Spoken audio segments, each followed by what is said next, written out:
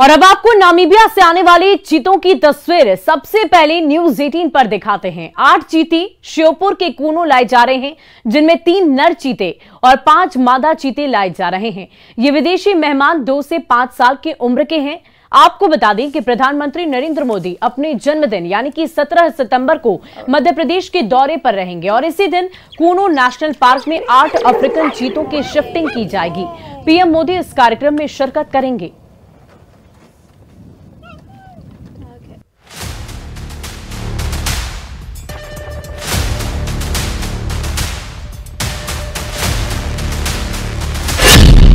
भारत की धरती पर फिर चीते की दहा।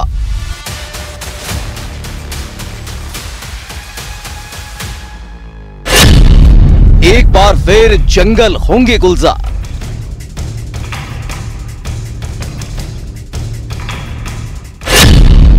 सत्तर साल बाद दिखेगी चीते की रफ्तार।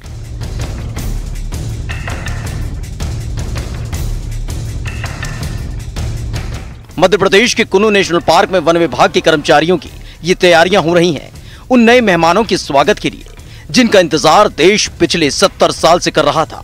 कुल्लू नेशनल पार्क के इन्हीं रास्तों से जब आप अगली बार गुजरेंगे तो आपको यहाँ चीतों की मौजूदगी का एहसास भी होगा और उनकी हलचल भी महसूस होगी, क्योंकि अफ्रीकी देश नामीबिया से 8 चीते कुल्लू नेशनल पार्क लाए जा रहे हैं। 17 सितंबर को सभी 8 चीते कार्गो विमान से जयपुर पहुंचेंगे और इसके बाद उन्हें हेलीकॉप्टर के जरिए मध्य प्रदेश के कुल्लू नेशनल पार्क लाया जाएगा।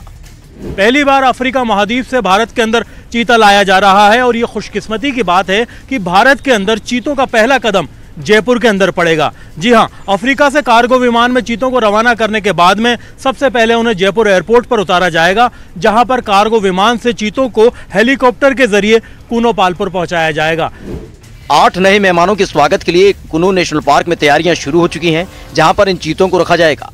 वहां और उसके आसपास के पूरे इलाके में अलग से इंतजाम किए गए हैं।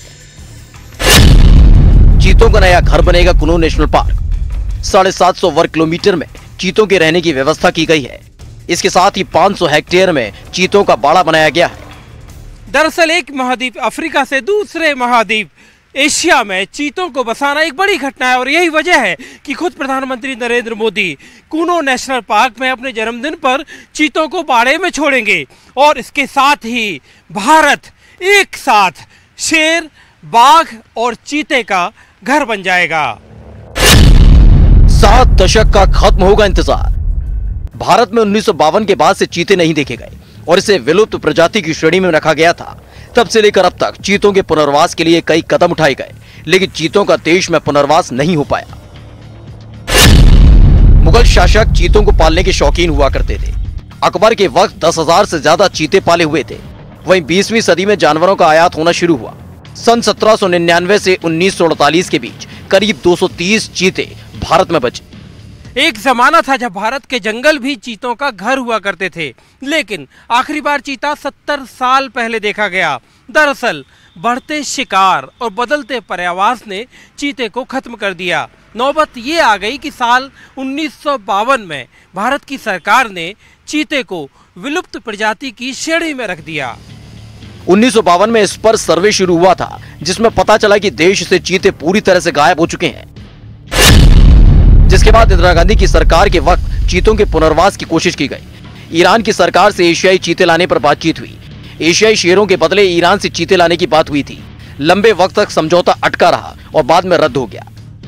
इस समझौते के रद्द होने के बाद कई कोशिशें और की गई, जो परवान नहीं चढ़ सकी। जिसके बाद अब नामीबिया से 8 चीतों को लाने का समझौता हुआ है। 8 चीतों को मध्य प्रदेश के श्योपुर के कूनो नेशनल पार्क में छोड़ा जाएगा। अब सबको इंतजार है उस घड़ी का जब देश के जंगलों में एक बार फिर से चीतों की दहाड़ और उनकी रफ्तार दिखाई देगी। चीते अब किताबों के पन्नों तक सीमित नहीं रहेंगे, क्योंकि 74 साल के बाद देश में चीतों की रफ्तार का सपना पूरा होने जा रहा है।